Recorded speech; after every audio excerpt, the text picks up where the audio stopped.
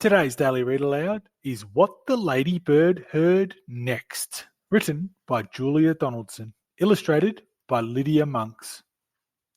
Once upon a farm there lived a ladybird, and these are the things that she saw and heard. The cow in her shed, the horse in his stall, the cats who purred on the garden wall, the barn full of straw, the field full of sheep, the kennel where the dog lay fast asleep, the fish in the pond, the drake and the duck, the hive of bees and the heap of muck, the hog in his sty and the goose in her pen, and the coop which was home to the fat red hen. Now the fat red hen with her thin brown legs laid lots and lots of speckled eggs. But then, oh help! Oh no! Oh dear! Those eggs began to disappear. Each morning all the eggs had gone, and the animals asked, "What's going on?" "I'll find out," said the ladybird. So she flew, and she flew, and she saw, and she heard. She saw two men in a big black van, with a torch and a sack and a cunning plan. They were Hefty Hugh and Lanky Len, who had been to jail but were out again. Said Lanky Len to Hefty Hugh, "Let's steal another egg or two." But Hefty Hugh said, "Listen, Len, I vote we steal the fat red hen. We'll make our way to the chicken coop and scoop her up in one fell swoop. Just think of all those eggs she'll lay us, and all the money folk will pay us." And then Len replied, "We'll soon be rich. It makes my fingers start to itch." The little spotty ladybird told the animals what she'd heard. Hefty Hugh and Lanky Len are planning to steal the fat red hen. Then the cow said moo, and the hen said cluck. Hiss, said the goose, and quack, said the duck. Neigh, said the horse, oink, said the hog. Bah, said the sheep, and woof, said the dog. And the two cats meowed. "Those bad, bad men, we can't let them steal the fat red hen." But the ladybird said, "Listen quick, I've thought of a really clever trick." At the dead of night, the two bad men opened the coop and snatched the hen. But the fat red hen began to cluck. "Why don't you steal the downy duck? Her eggs are far bigger than mine, and people say they're tasty divine." "Good thinking, that," said Lanky Len. They tiptoed to the pond. But then the downy duck began to quack.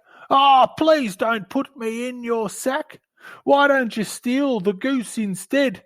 She's bigger still and better fed. Her eggs are huge and tasty too." "Oh, good thinking, that," said Hefty Hugh. But when they tried to seize the goose, she hissed at them, "I'm not much use. Why don't you steal that great big bird, the super-duper snuggly snurd?" "What?" said Len, and "Who?" said Hugh. The goose replied, "I thought you knew. She lays the biggest eggs of all. Each one looks like a rugby ball." The duck joined in. "She's friendly too. I'm sure she'd love to live with you. She'll put an end to all your cares. You'll very soon be millionaires." "Where is this snurd?" asked Lanky Len. "Not far away," chipped in the hen. "She lives inside that big brown heap. You'll find her there. She's fast asleep." The two thieves laughed. "We've got it made.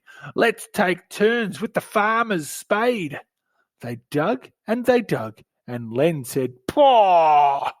It stinks." And Hugh said, "So do ya." And Len said, "Where's that giant bird, that super-duper snuggly snurd?" "She's rather shy," the goose replied. She must be hiding deep inside. So they dug a tunnel, nice and deep. That's it, said Hugh. Now, in we creep. Oh, I think we're nearly there, said Len. The snurd will soon be ours. But then the heap collapsed, and Hugh said, Yuck! We're covered head to toe in muck. And Len complained, There is no snurd.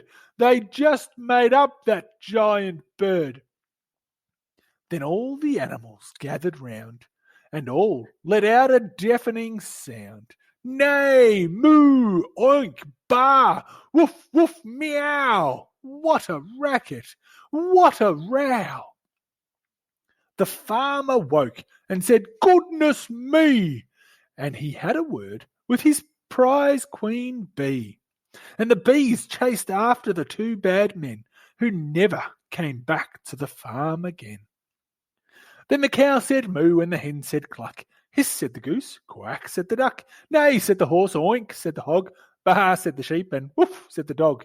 And the farmer cheered, and both cats purred. But the ladybird said never a word, and neither did the snuggly snurd. If you like the video, hit the thumbs up button. We have a new story every day, so make sure you subscribe. The end.